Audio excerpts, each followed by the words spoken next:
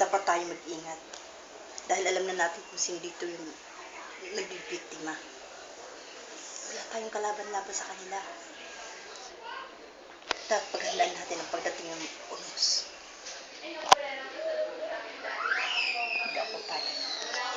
Hindi ako papayag na makuha ni Megan ang lahat ng gusto niya.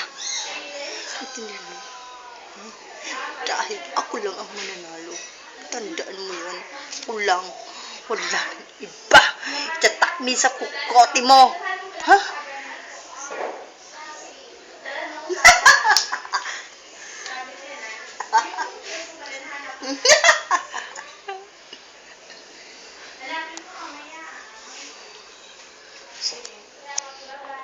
Alam mo na kung sino ang bida dito.